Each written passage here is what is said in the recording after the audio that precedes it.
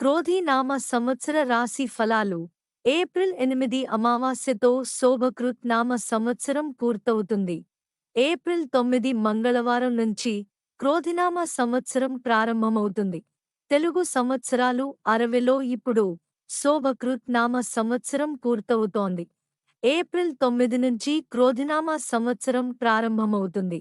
ఈ ఏడాది మీ రాశి ప్రకారం ఆదాయ వ్యయాలు ఈ వీడియోలో తెలుసుకుందాము.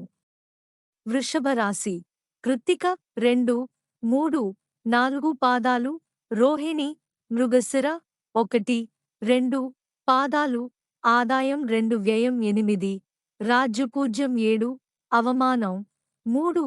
ఈ రాశివారికి అనుకూలతలు సామాన్యంగా ఉన్నాయి. సంకల్పసిద్ధికి ఓర్పు ప్రధానం. అవకాశాలు అందినట్టే అంది జారిపోతాయి. ఆత్మస్థైర్యంతో మెలగాలి. పట్టుదలతో ప్రయత్నాలు సాగించండి. ఆదాయానికి మించిన ఖర్చులు ఆందోళన కలిగిస్తాయి. బంధుమిత్రులతో విభేదాలు, తరచూ కుటుంబంలో కలహాలు మనశ్శాంతి లేకుండా చేస్తాయి. అయితే ఈ సంవత్సరం ద్వితీయార్ధం నవంబరు నుంచి కలిసివచ్చే సమయం. కొన్ని సమస్యల నుంచి బయటపడతారు. గృహమార్పు కలిసివస్తుంది. సంతానానికి వివాహ, ఉద్యోగ యోగం. శుభకార్యాన్ని ఘనంగా చేస్తారు. ధనలాభం, వస్త్రప్రాప్తి ఉన్నాయి.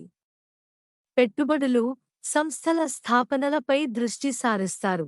పెద్దల ఆరోగ్యం కుదుటపడుతుంది. వ్యాపారాల్లో పురోభివృద్ధి సాధిస్తారు. ఉమ్మడి వ్యాపారాలు కలిసివస్తాయి. ఉద్యోగ, ఉపాధ్యాయులకు స్థానచలనం. విద్యార్థులకు ఆశించిన ఫలితాలు పొందలేరు. నిరుద్యోగులకు ఉద్యోగయోగం.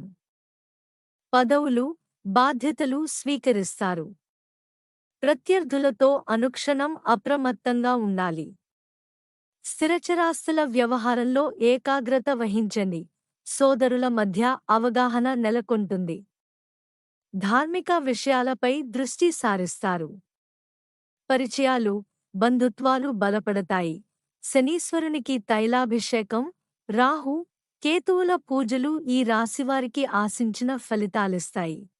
ఆదాయం అంటే సంపాదన, వ్యయం అంటే ఖర్చు, రాజపూజ్యం అంటే గౌరవం, అవమానం అంటే మన్కి తెలుసు. ఆదాయం కన్నా వ్యయం తక్కువ ఉంటే సంపాదించిన దాంట్లో ఎంతో కొంత మిగులుస్తారు.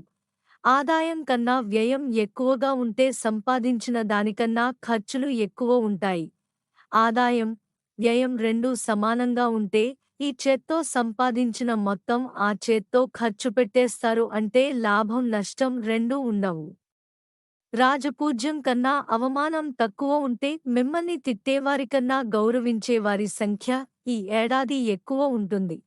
రాజపూజ్యం కన్నా అవమానం ఎక్కువ ఉంటే మిమ్మల్ని పొడిగేవారి కన్నా తిట్టేవారి సంఖ్య ఎక్కువన్నమాట. రాజపూజ్యం, అవమానం సమానంగా ఉంటే ఎంతమంది మీకు అనుకూలంగా ఉంటారో అంతే వ్యతిరేకులున్నట్టు.